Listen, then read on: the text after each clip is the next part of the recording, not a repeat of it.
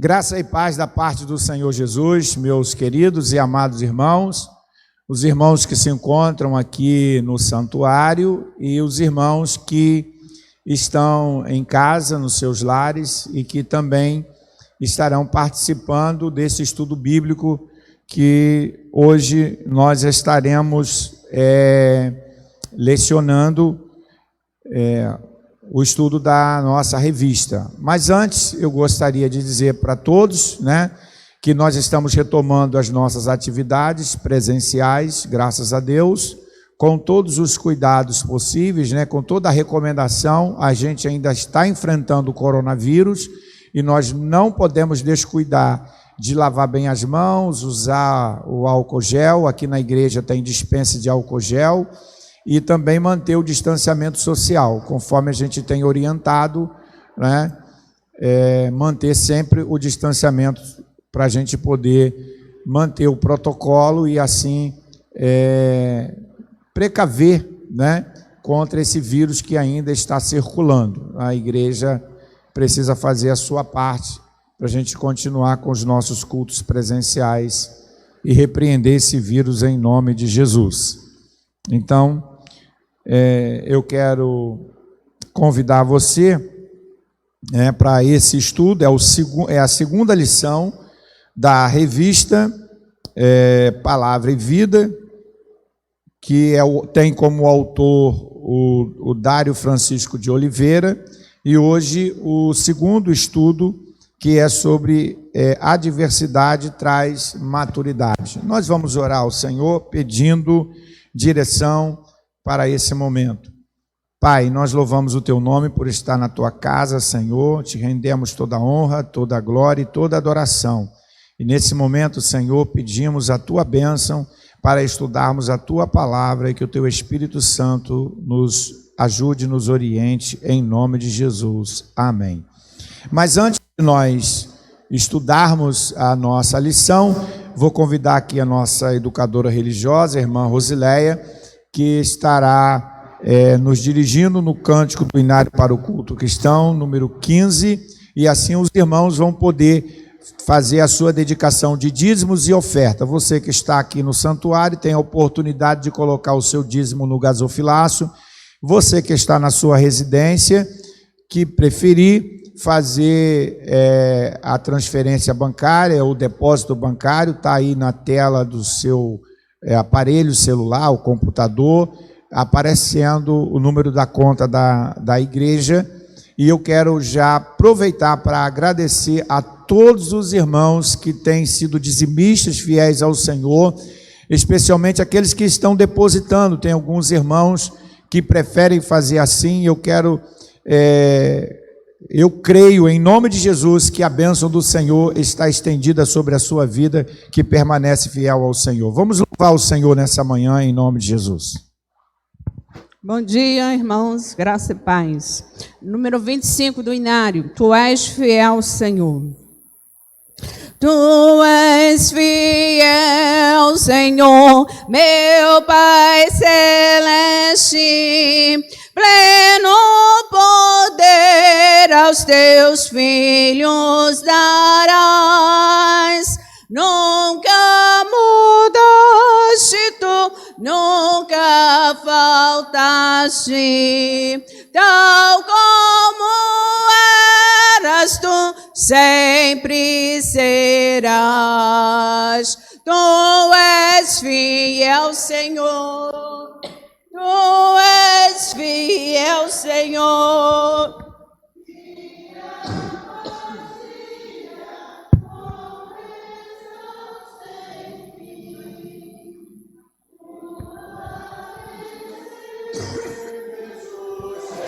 Dai-me guarda, tal como eu, fiel a mim.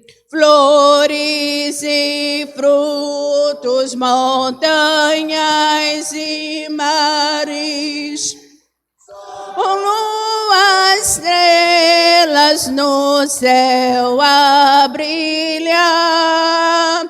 Tudo criaste na terra.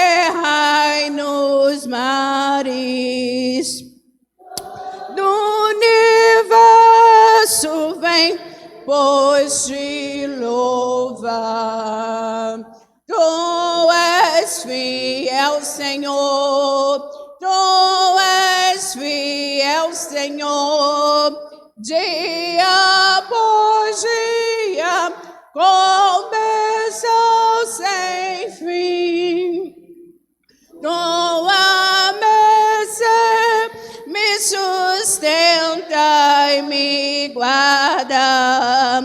Tu és fiel, Senhor, fiel a mim.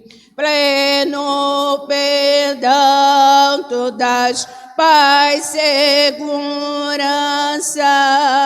Cada momento me guias, Senhor, e no porvir, oh, que doce esperança, desfrutarei do teu rico favor.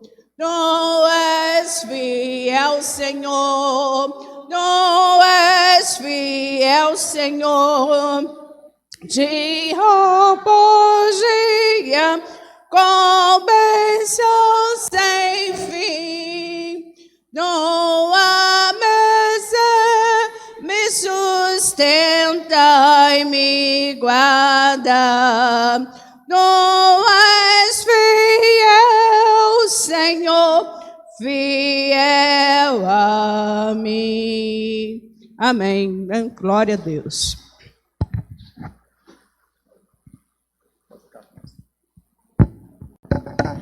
Louvado e engrandecido seja o nome do Senhor. Vamos agradecer ao Senhor. Pai, nós te agradecemos pelos dízimos e as ofertas, por aqueles que são dizimistas, ofertantes na tua obra, Senhor Deus, para manter o teu reino e cumprindo fielmente, Senhor Deus, os ensinamentos da tua palavra. Que a tua bênção esteja sobre a vida de cada um, em nome de Jesus. Amém. Muito bem, vamos iniciar a nossa lição da Escola Bíblica Dominical. Abra a sua Bíblia em 2 Coríntios, capítulo 4, do verso 16 até o verso 18, que diz assim: por isso não desfalecemos, mas ainda que o nosso homem exterior se corrompa, o interior, contudo, se renova de dia em dia, porque a nossa leve e momentânea tribulação produz para nós um peso eterno de glória muito excelente, não atentando nós nas coisas que se veem, mas nas que se não veem, porque as que se veem são temporais e as que se não veem são eternas. Que Deus abençoe. Nós vamos estudar hoje sobre a adversidade traz maturidade, né? São momentos difíceis que nós passamos, que muitas das vezes nos traz essa maturidade. A esperança é uma das virtudes que distingue a trajetória do verdadeiro discípulo de Jesus.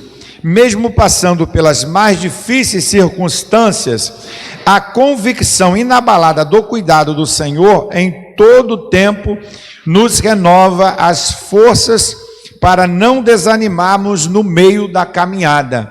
E essa é a certeza que nós precisamos ter, de que de fato o Senhor Jesus está cuidando de nós em todo o tempo, né? Em toda a trajetória que nós passamos, nos momentos de grande adversidade, nós vamos amadurecendo a nossa fé, a nossa convicção espiritual na presença do Senhor.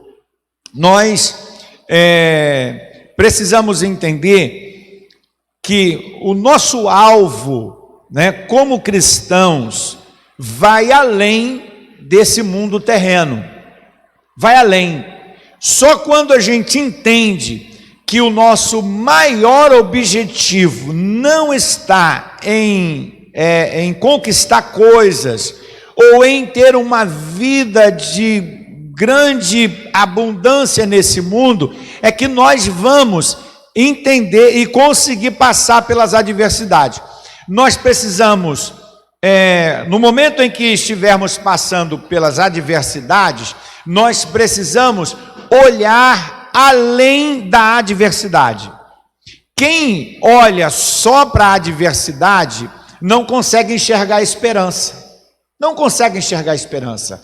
A pessoa fica focada no problema e na situação que ele está vivendo, né? Então, quando nós temos um foco que vai além das adversidades, aí então isso vai gerar no nosso coração uma esperança. Era por isso que nós vamos entender, ver o apóstolo Paulo, mesmo ele passando por tantas adversidades, como nós vimos durante essa semana, na leitura diária, né?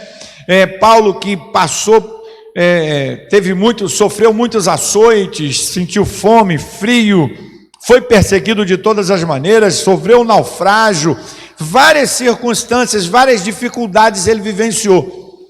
Mas ele sempre foi uma pessoa focada, motivada na esperança celeste, na esperança celeste.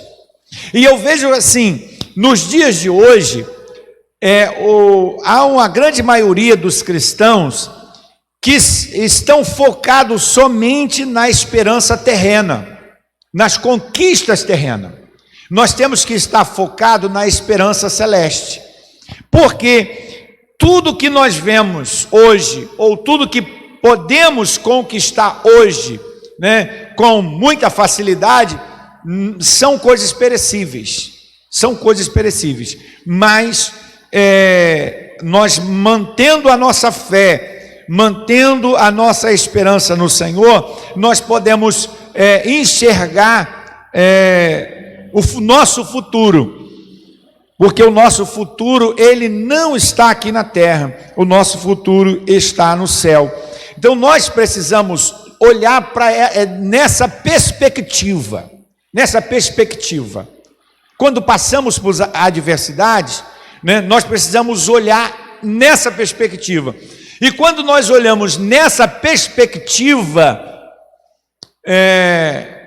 o sucesso é garantido. Aí eu estou falando de sucesso, não é de coisas terrenas, né? Mas é de passar por aquele momento com alegria, com felicidade, na presença do Senhor. Porque o nosso mundo hoje, por exemplo, nos foi tirada muita coisa, não é verdade? Não foi tirado de nós muita coisa? A pandemia não tirou de nós muita coisa? Tirou de nós muita coisa, né? Especialmente o direito de ir e vir para fazer coisas tão simples e que nós fazíamos com muita naturalidade, né? Mas o nosso foco não pode estar naquilo que nos foi tirado com essa pandemia. Nosso foco precisa estar naquilo que nós já conquistamos em Cristo Jesus. Esse é o nosso foco. E quando nós olhamos por essa perspectiva, nós enfrentamos as adversidades e conseguimos alcançar maturidade, né? O autor coloca aqui na lição o registro do naufrágio de Paulo em Atos 27, né? Então, aquele momento dramático que Paulo vivenciou ali, ele estava, no caso, sendo levado, né, transferido para Cesareia, de Cesareia para Roma. Ele estava sendo transferido de Cesareia para Roma, e o texto de 27, depois você pode ler com mais calma, você vai ver ali é que até ele mesmo faz algumas advertências acerca do tempo, de tudo que poderia acontecer, e de fato acontece, ele vivencia. Só que o foco do apóstolo Paulo não está no naufrágio. O foco dele não estava no naufrágio. O foco dele estava em Deus. A esperança que ele tinha e que ele sabia que se ali chegasse o final da sua vida, ele ia desfrutar de algo muito maior. E tudo e todas aquelas perdas que houveram ali por conta do naufrágio, ele esteve com muita tranquilidade, com muita serenidade na presença de Deus, crendo que o livramento vinha do Senhor, e de fato assim o livramento veio do Senhor. O autor coloca aqui uma outra coisa, né, nessa parte introdutória, né? É um provérbio anônimo que diz assim: somente sabemos o sabor do chá quando colocamos água quente nele, né? É preciso colocar água quente. Se não colocar água quente, ele não vai produzir o sabor necessário. E aí você vai saber o sabor daquele chá com a água quente. Assim também somos nós, né? Somos nós. Quando passamos por adversidades na vida, é que de fato nós vamos mostrar a essência de Cristo que está em nós. A essência, né? O sabor, né? E poderia dizer o bom cheiro, né? Porque quando você coloca ali uma água quente no chá, exala também o cheiro, né?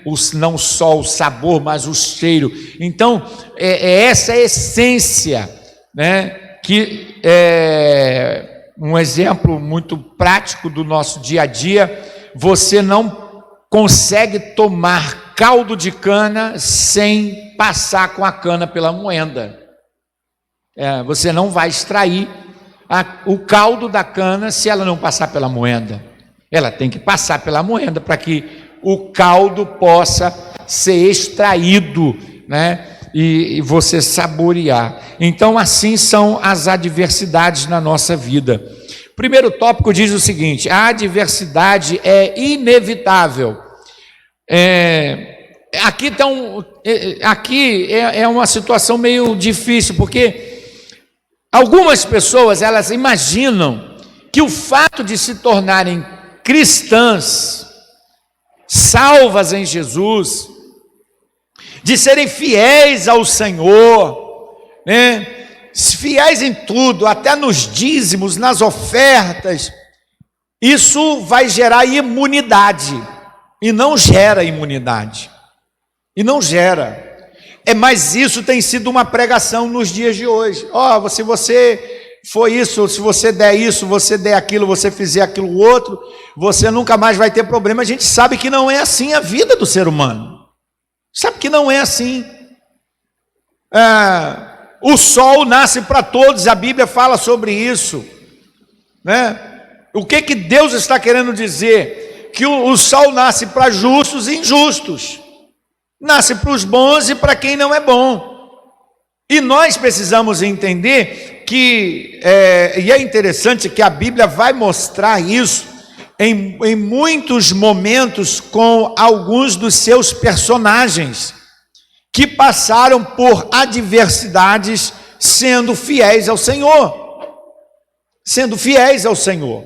fiéis, né, ao Senhor até o final das suas vidas, e vivenciaram e passaram adversidades. Você que está nos ouvindo nesta hora, talvez que você que não seja membro de nenhuma igreja evangélica, e às vezes existem pessoas que têm na família ele não é evangélico, mas ele tem na família um parente que é evangélico. Aí aquele parente que é evangélico muitas das vezes contrai uma doença, contrai uma enfermidade. Aí as pessoas ficam pensando assim: nossa, mas a minha mãe era uma mulher tão fiel ao Senhor, por que ela morreu de câncer? Tem Tem gente que não faz esse tipo de pergunta, né? Mas fulano era tão fiel ao Senhor, mas por que ficou com essa doença? Por que morreu desse jeito? Meus irmãos, porque nós somos humanos. Exatamente isso, porque nós somos humanos. Se tornar cristão não faz de você um mito. Você se tornar um cristão, você não vai se tornar um Deus. Não é isso que a Bíblia nos oferece, não é isso que Jesus nos oferece. Ser cristão é essencialmente desfrutar do privilégio de na eternidade morar com Deus. E quando você tem a certeza que você tem esse privilégio de desfrutar da morada com Deus na eternidade, para você é o que basta. Para nós é o que basta. Então nós precisamos desmistificar, você precisa desmistificar isso. Você vai se tornar um cristão, mas você vai continuar com a sua natureza humana. Você vai continuar sendo de carne e osso, né? Não mudou a sua essência humana, não muda. É isso que a gente precisa entender. E as adversidades virão na nossa vida, os problemas.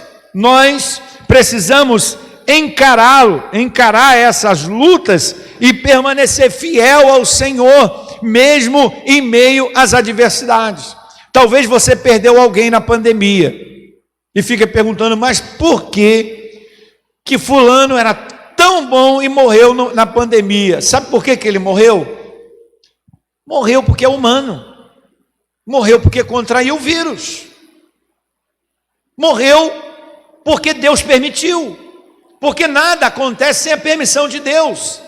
E às vezes a gente perde um familiar nosso para um crescimento espiritual e uma maior maturidade. A palavra de Deus vai nos mostrar isso. Muitas das vezes é na dor, é no sofrimento que nós vamos entender algumas coisas que anteriormente nós não entendíamos. Então nós precisamos, como salvos, como servos do Senhor Jesus, estar prontos, preparados, né, para encarar. Não podemos nos esquecer que residimos numa terra devastada pelo pecado e moramos num tabernáculo que envelhece, adoece, morre. É o que o autor diz aqui. A gente não pode esquecer. Eu vou ficar velho. Eu não sei que tipo de doença eu vou ter na minha velhice. Já estou com um esporão no pé. Você acredita isso? Pois é. Mas por que eu sou pastor e estou com esporão no pé? Dói a beça. Porque sou humano. O que mais virá depois? Não sei. A gente precisa entender isso. Quando nós entendemos a nossa humanidade, e Deus às vezes até permite, né, que sintamos dor, que passamos por alguma adversidade na nossa vida, para a gente lembrar quem nós somos. Nós somos de carne e osso, nós temos uma vida que depende de Deus, e nós temos uma alma que precisa ser salva pelo sangue que Jesus Cristo derramou na cruz do Calvário, né? Então, nós precisamos entender essa realidade. Por outro lado, padecemos as consequências da nossa escolha, né, de servir ao Evangelho, e aprendemos como Paulo, que ele diz: por amor de Cristo vos foi concedido não somente crer nele, mas também sofrer por ele. Olha o que Paulo diz. Ser crente é fácil, irmãos? Quando Paulo diz o sofrer, aqui nós precisamos entender assim, com uma maior amplitude, porque o sofrer pelo Evangelho não é só aqueles que estão lá fazendo missões. A gente sofre pelo Evangelho, sabe por quê? Porque nós precisamos negar a nós mesmos, renunciar às nossas próprias vontades. Quantas vezes você dá vontade de fazer alguma coisa que você queria muito fazer e você não pode fazer porque aquilo não agrada o coração de Deus? Isso traz sofrimento, não traz?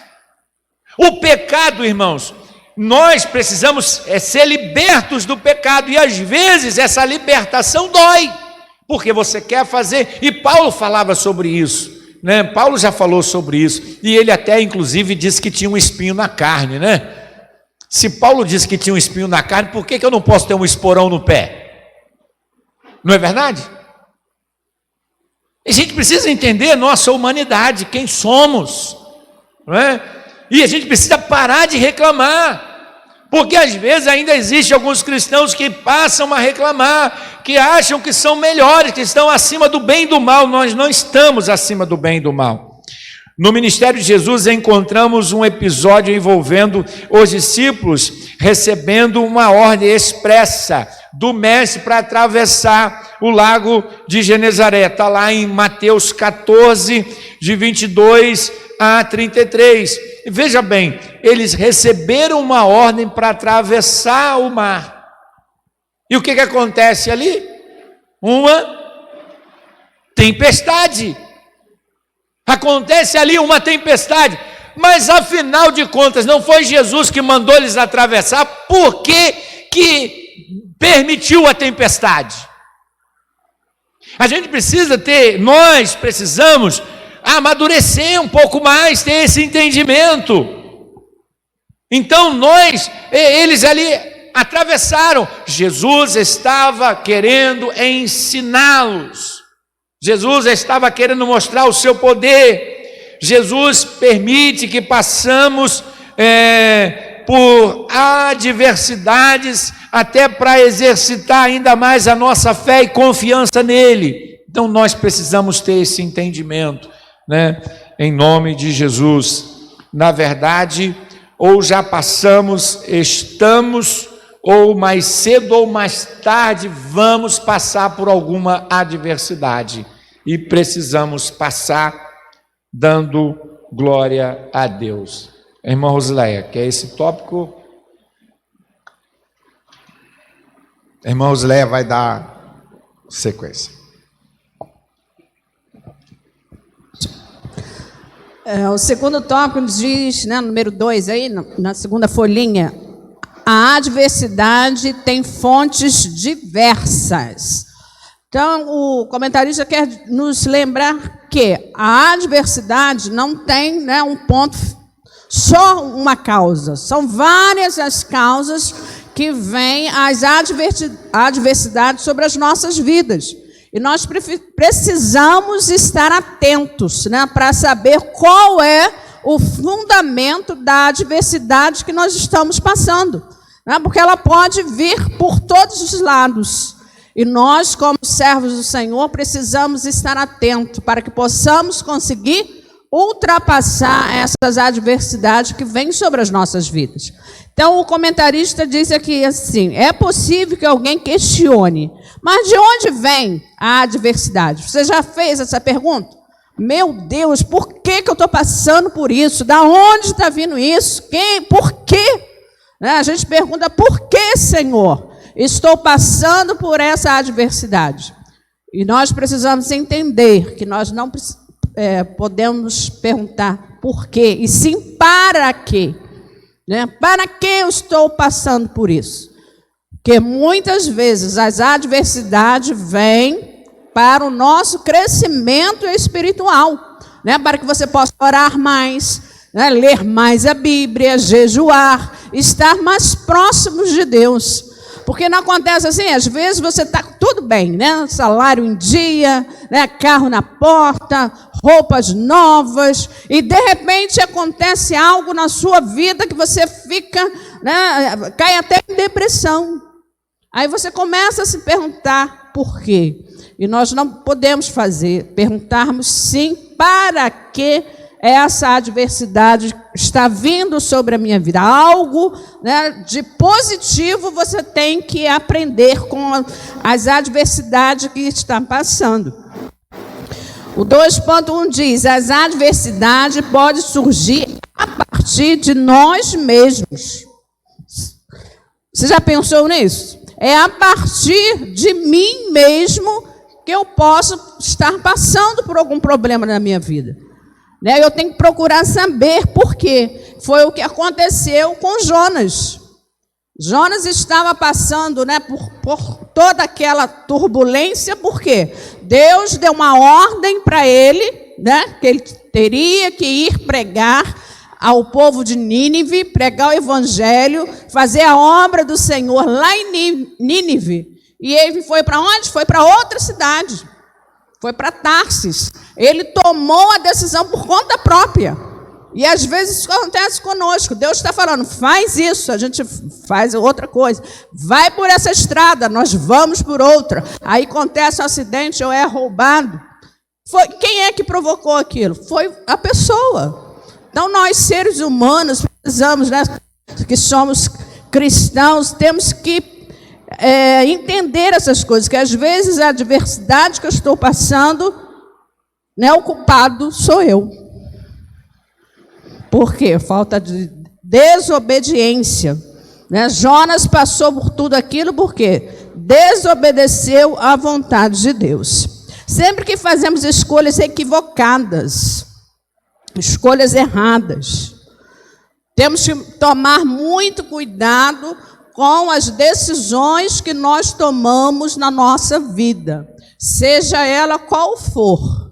Uma simples decisão, né, de comprar ou vender alguma coisa, nós precisamos saber o que estamos fazendo, qual é a vontade de Deus, né, para as nossas vidas, para tomarmos decisões. Porque quem é que vai arcar com as consequências? Eu. Né? Você, nós mesmos.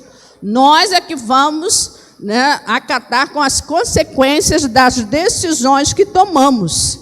E precisamos estar atentos, lermos muito bem lá o livro do profeta Jonas, entender o que aconteceu, né? Tomar a vida dele como exemplo, né, para as nossas vidas.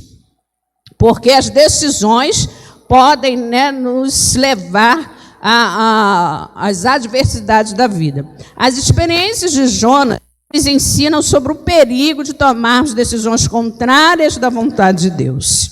Então, isso é muito perigoso. Nós temos que pedir muito ao Senhor, tudo que formos fazer, pedir orientação de Deus, orar, né? Entender qual é o propósito de Deus nas nossas vidas, né? Nas decisões que estamos tomando. Porque muitas vezes você pode tomar uma decisão que não é da vontade de Deus. Aí quem é que vai pagar o preço? Nós mesmos. 2.2 diz: as adversidades podem surgir a partir das pessoas que estão à nossa volta. Já pensou nisso também? As adversidades podem surgir com as pessoas que estão à sua volta. Às vezes é um parente, um vizinho, né, que vai te trazer algo. Às vezes é alguém lá no seu trabalho, lá na sua faculdade, vai te trazer algo que vai te levar a uma adversidade. Alguns textos, né, produzidos pelo apóstolo Paulo, especialmente a segunda carta aos Coríntios, revelam o apóstolo lidando com essas situações. Aqueles que não acreditavam no seu ministério.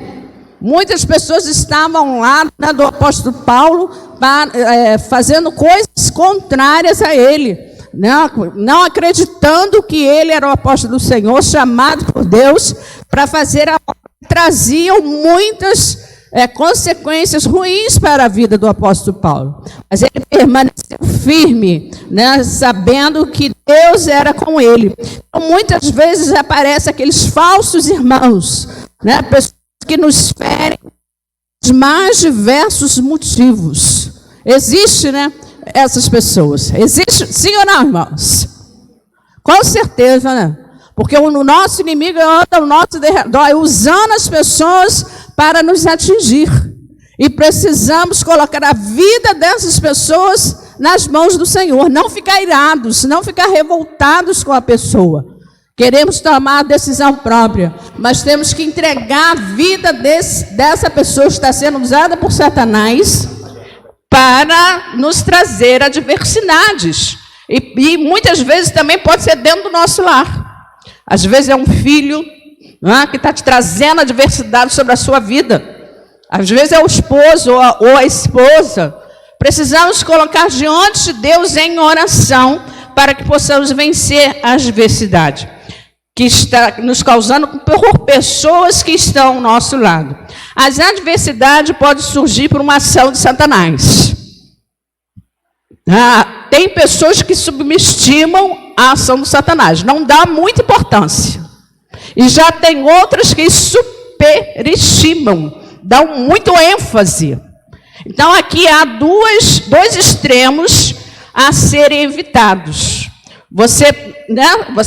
Nós sabemos que o adversário existe, sim ou não? Sim. Então você tem que saber que ele existe, mas você não pode dar muita ideia para ações de Satanás, porque senão você não vai conseguir vencer. Então você tem que saber que ele existe, não temê-lo, porque Deus está conosco, Deus que nos dá força, é Deus que nos dá vitória, é Deus que vai nos conduzir para que possamos sair daquelas adversidades, ou então achar que você já é um derrotado, que Satanás já venceu, que você é um ninguém, que você não é nada. Nós temos que ter a ideia desses dois extremos para que possamos vencer as adversidades. Quando Paulo se refere ao espinho na carne, ele o identifica como um mensageiro de Satanás, que foi enviado para esbofetear, segundo Coríntios 12, 7. O diabo continua em seu propósito. Qual é o propósito? Roubar. De novo, irmãos. Roubar, matar e destruir. Esse é o propósito dele. A missão dele é essa. Para nos roubar a paz, roubar a nossa alegria, para matar o nosso eu, a nossa alegria, destruir as nossas vidas, os nossos sonhos, os nossos anseios da vida. Então precisamos, em nome de Jesus, ficar atentos para que possamos vencer.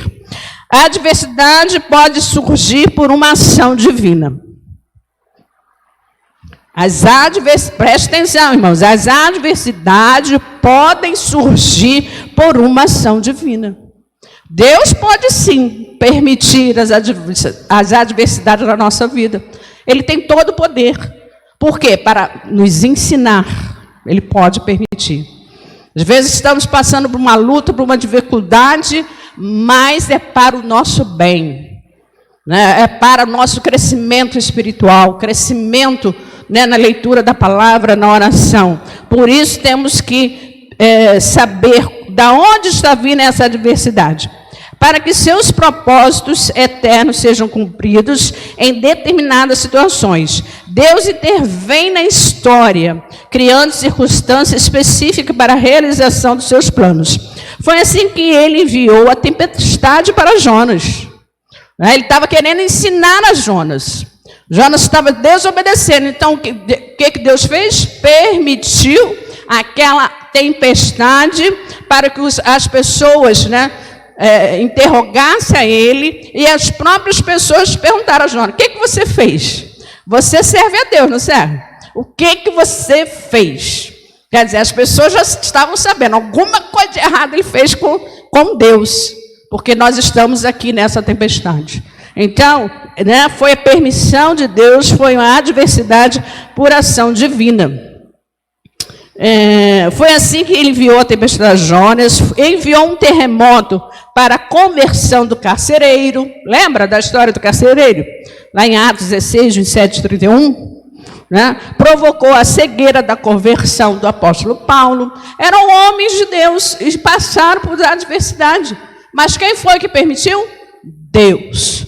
Então, quando Deus permite as coisas na nossa vida, não é para a nossa derrota, mas é para a nossa vitória, para que possamos, conseguir vencer e alcançar os céus. Permitiu a perseguição para que o evangelho saísse de Jerusalém e se espalhasse pelo todo o mundo. Então, esses exemplos estão aqui para que você possa entender, que às vezes as adversidades também vêm por parte de Deus, não para a nossa destruição, mas para a nossa vitória, em nome de Jesus. Amém, irmãos?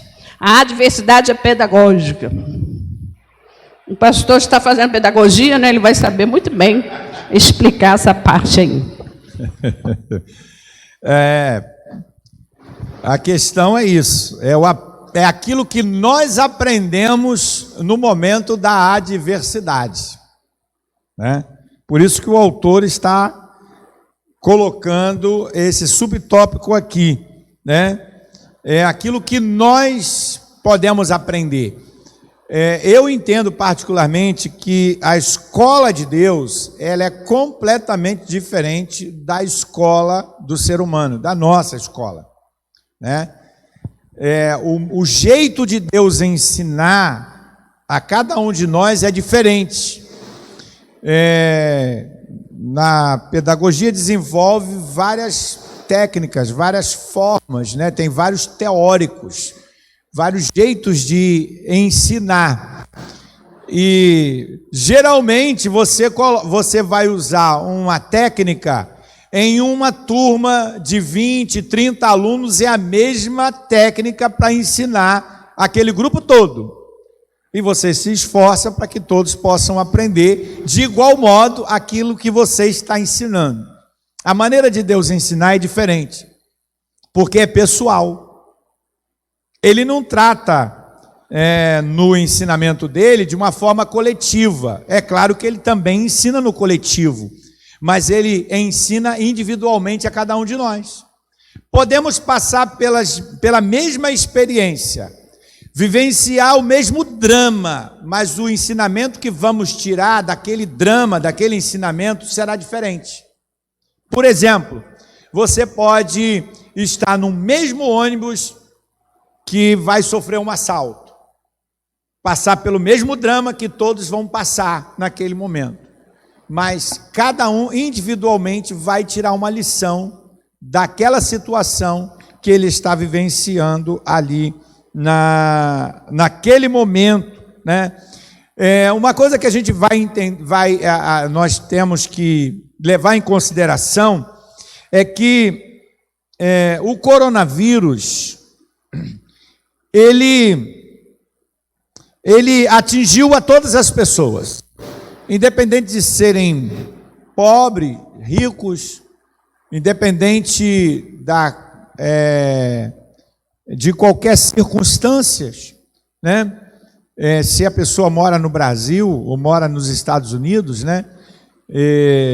um exemplo, os Estados Unidos é um país de primeiro mundo, é um país que está uma grande potência, mas que é o país que está sofrendo mais com a pandemia, os Estados Unidos.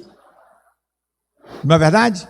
Então a gente vai ver que esse momento ele trouxe um sofrimento para toda a humanidade, e cada um de nós precisamos aprender, esse vírus que a olho nu é invisível, nós não conseguimos enxergar, só com o microscópico que se pode enxergar, mas está trazendo grande adversidade para toda a população mundial. E o que é que nós podemos aprender, com isso que está acontecendo?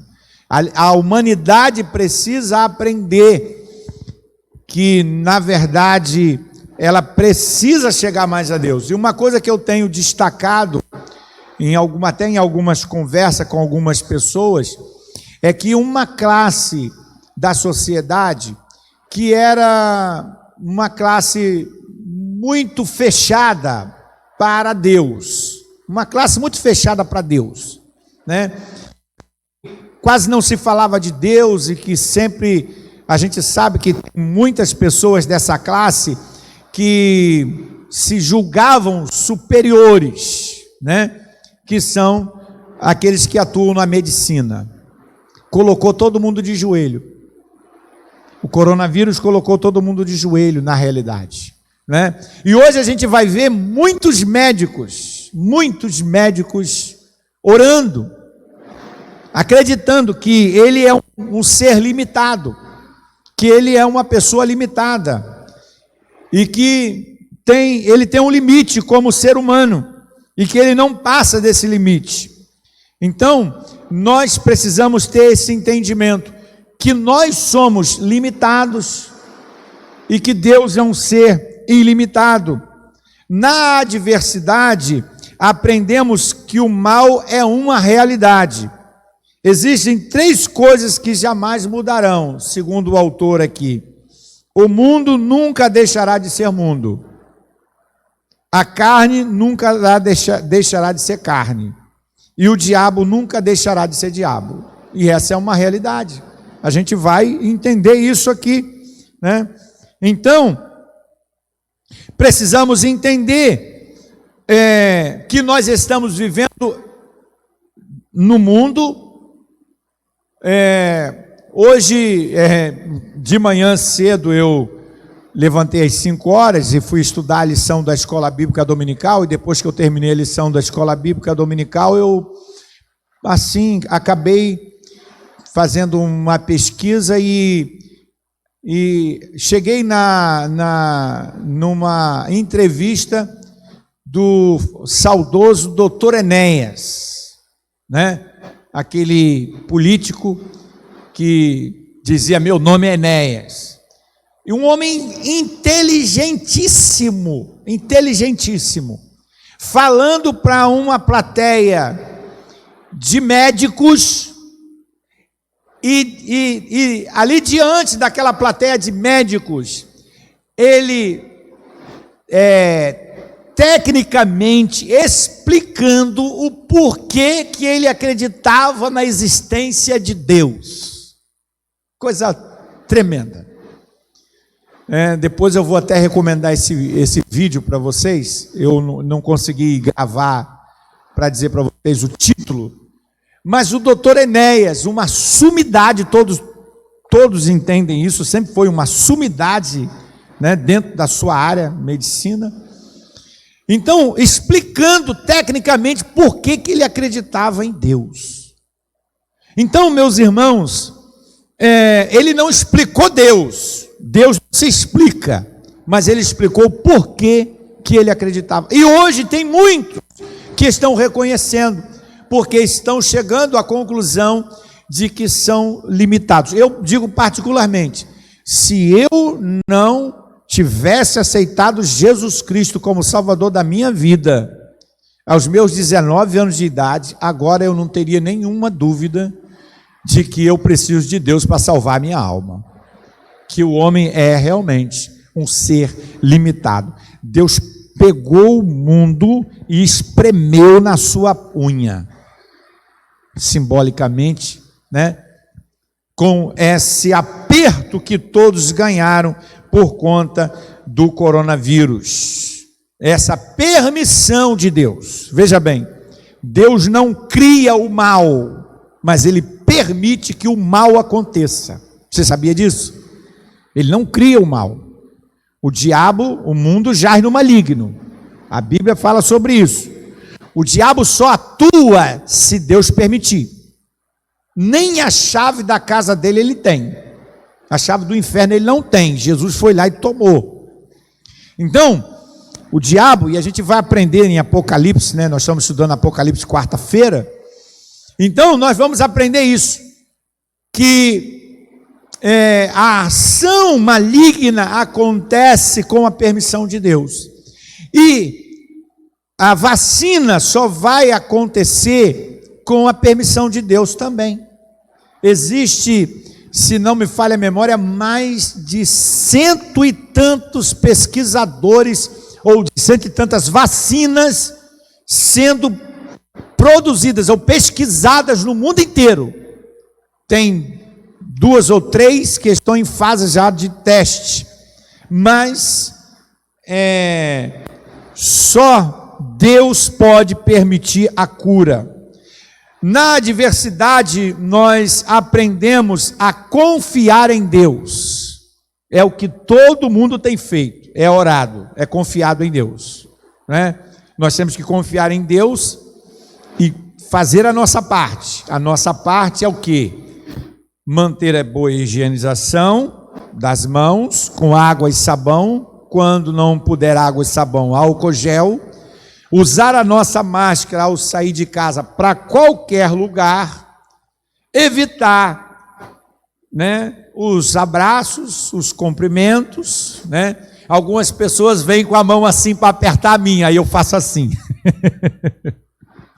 Nós temos que ser prudente, né? Nós temos que ser prudente.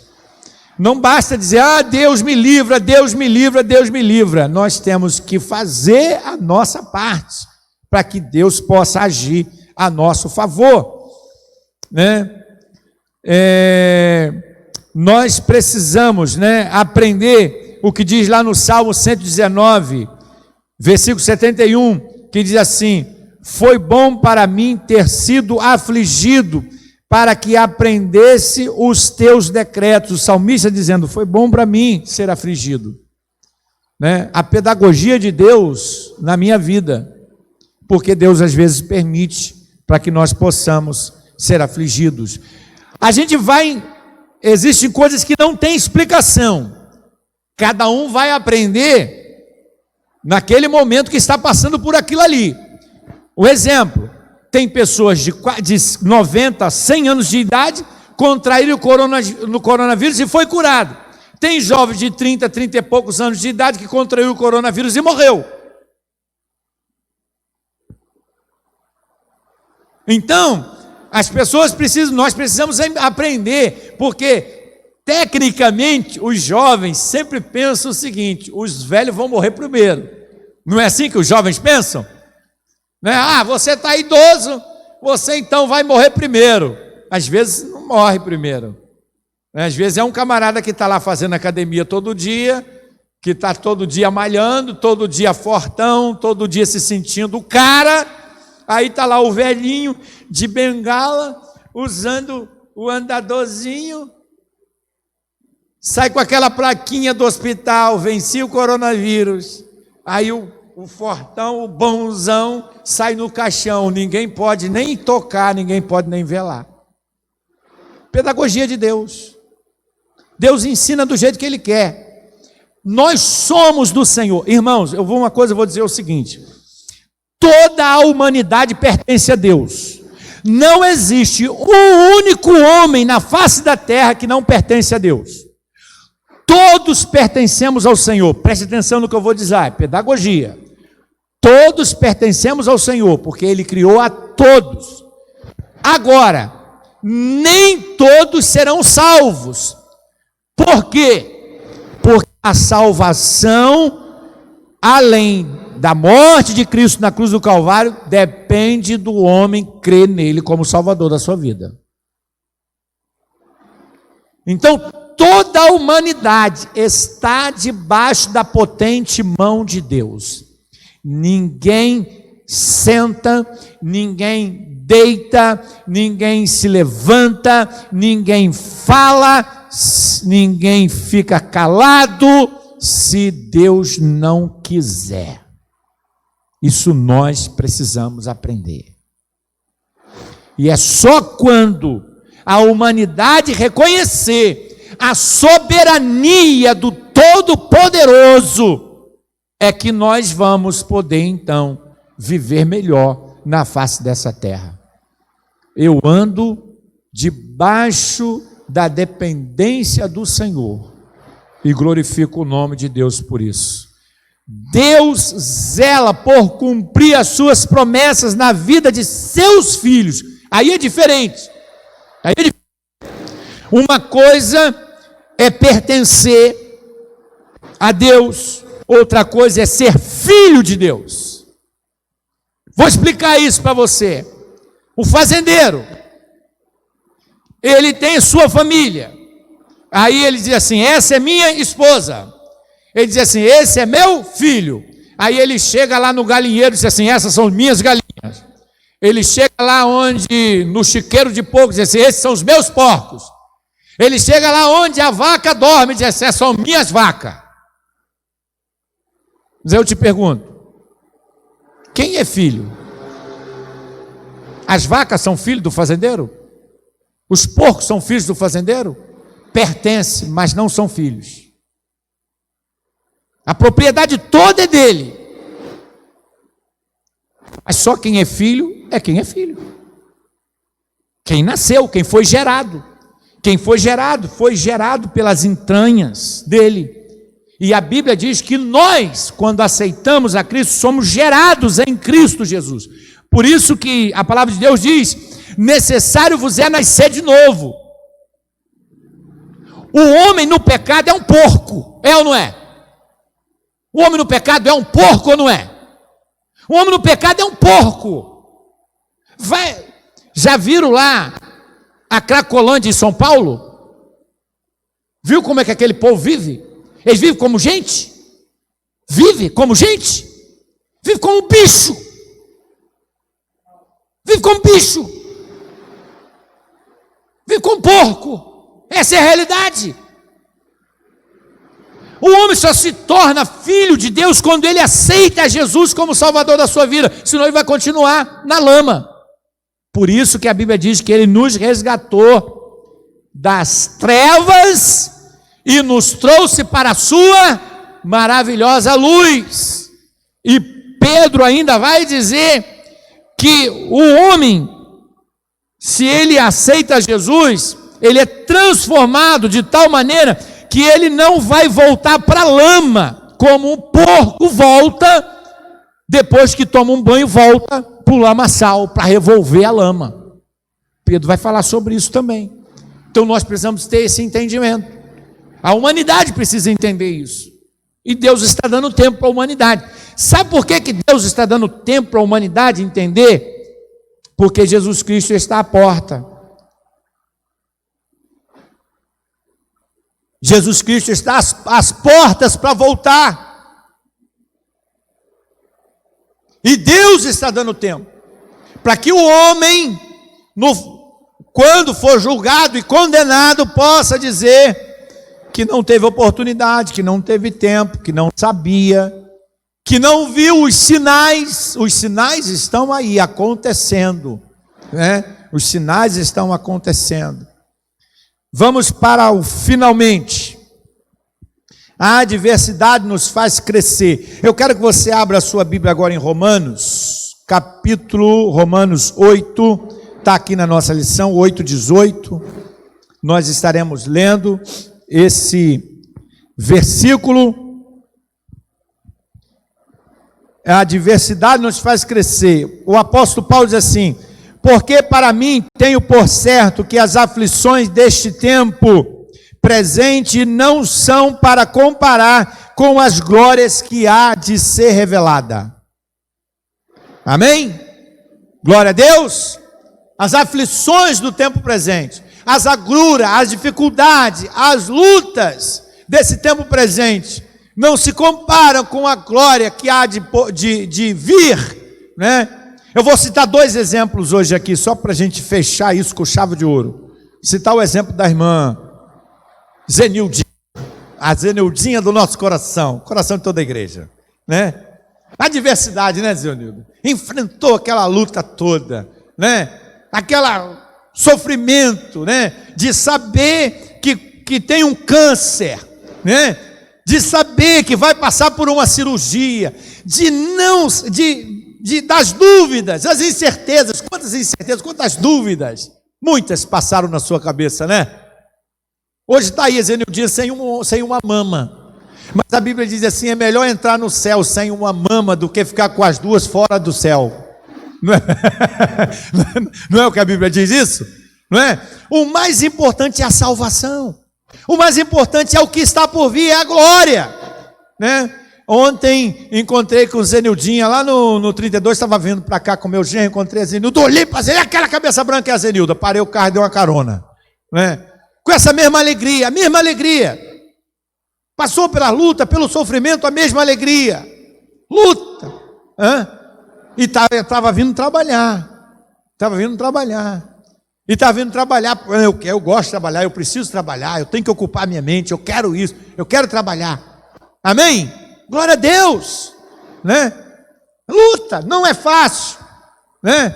Mas o mais importante é o quê?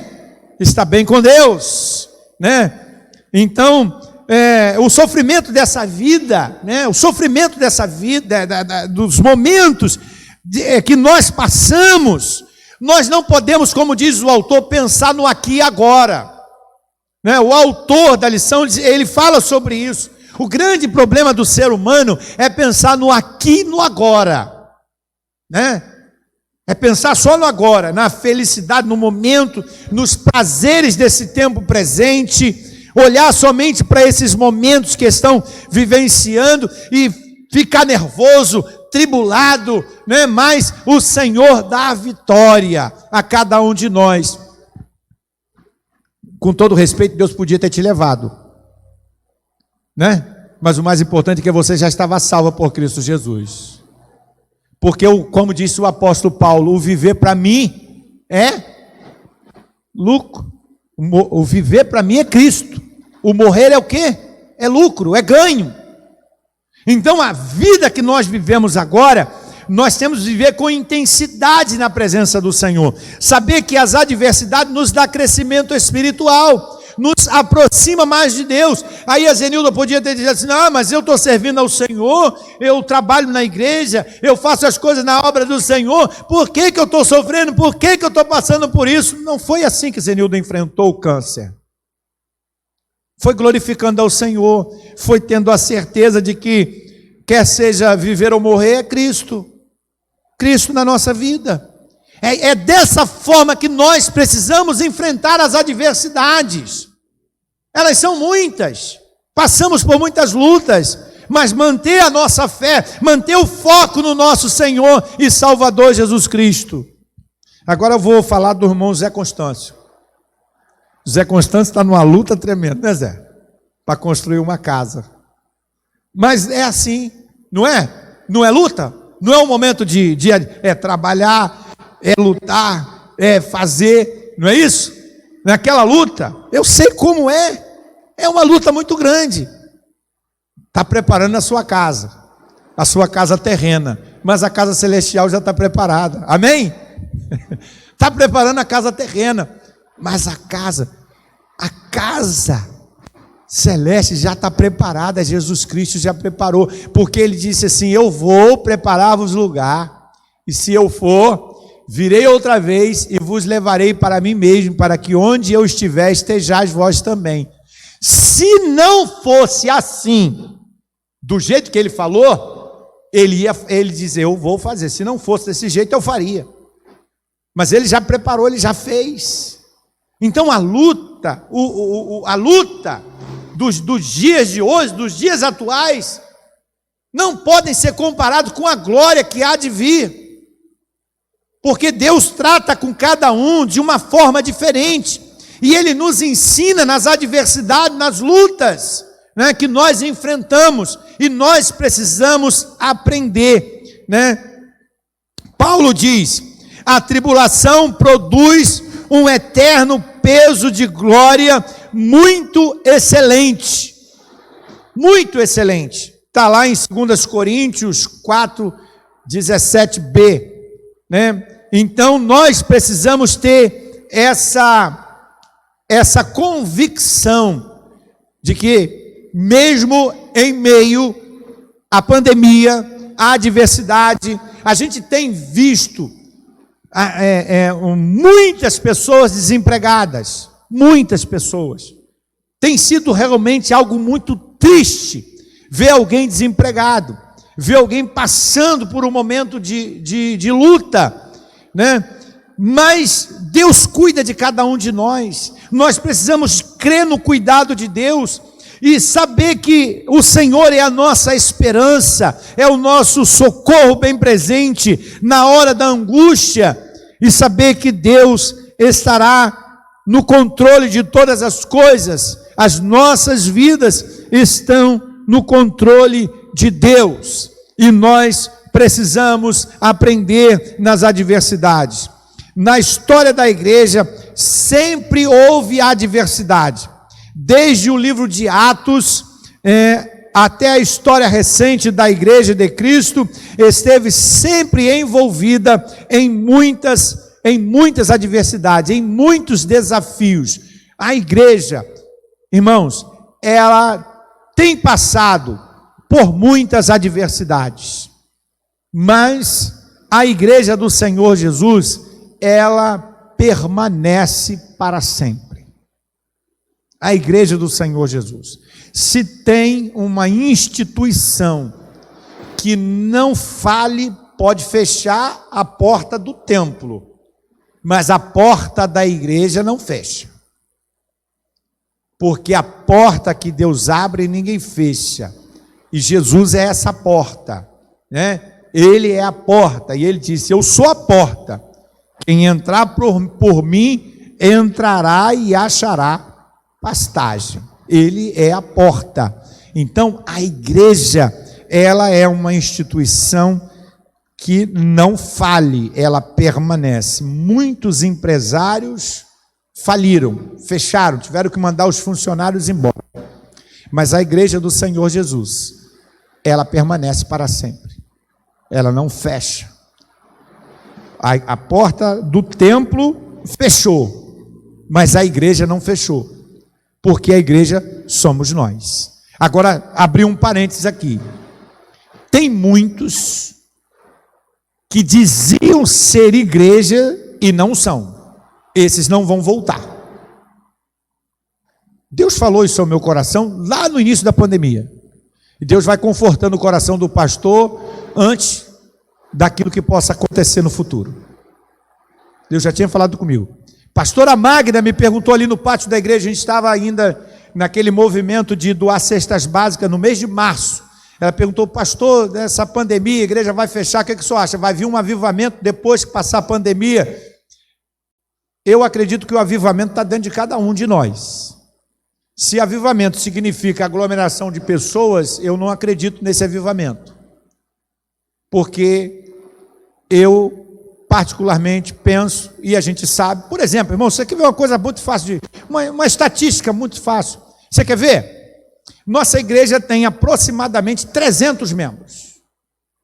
Quantos fazem parte do grupo da igreja? 100 e poucas pessoas. A gente vem transmitindo o culto online. Quantas pessoas assistiam o culto online? Teve uma vez só que nós chegamos a 80 pessoas. Uma vez só que nós chegamos a 80 pessoas. Onde estão os outros? O que estão fazendo? Não é de minha responsabilidade. Eu estou pregando aqui há quase 30 anos. E eu não prego a minha palavra, eu prego a palavra do Senhor. Jesus disse o seguinte, quando ele foi prestar conta para Deus, ele disse assim: Pai, nenhum dos que me deste se perdeu, só se perdeu o que era filho da perdição. Eu, como não tenho ovelha nenhuma, eu estou tomando conta das ovelhas de Cristo, então eu não posso falar como Jesus Cristo falou, porque nenhuma ovelha é minha, todas as ovelhas pertencem a Cristo. Mas como líder espiritual, a gente sabe, infelizmente, para a tristeza do coração de Deus, que muitos o mundo vai segurar, porque esse é o tempo da adversidade, e tem muito crente que não está preparado para a adversidade, porque a esperança dele está no mundo e não no céu. Se a sua esperança está no céu, você permanece. Se a sua esperança está no mundo, você não tem forças para permanecer. Que Deus nos abençoe. Que a paz de Cristo esteja com todos. Vamos nos pôr de pé, vamos orar e agradecer a Deus e encerrar o estudo dessa manhã para a glória do Senhor. À noite, o culto às 19 horas, para a honra e glória do Senhor Jesus. Quando completar aqui a quantidade de assentos disponível dentro do santuário, aqui no anexo, nós vamos transmitir o culto com espaço suficiente para os irmãos que quiserem estar conosco à noite. Deus abençoe, vamos agradecer a Deus. Pai, louvamos o Teu nome por essa oportunidade que o Senhor nos concede de estar aqui na Tua casa. Que o Teu Espírito Santo, Senhor Deus, possa nos conduzir nessa manhã, na Tua presença, Senhor, para a honra e glória do Teu nome. Que o nome de Jesus seja glorificado e que nós possamos aprender a cada dia os Teus ensinamentos com o Teu santo e bendito Espírito, pois é no nome de Jesus que nós oramos e agradecemos. Que a graça do nosso Senhor e Salvador Jesus Cristo, o grande e infinito amor de Deus Pai e a comunhão do Santo Espírito de Deus seja com o seu povo reunido aqui e aqueles que estão em seus lares, desde agora e para sempre. Amém. Deus te abençoe, em nome de Jesus.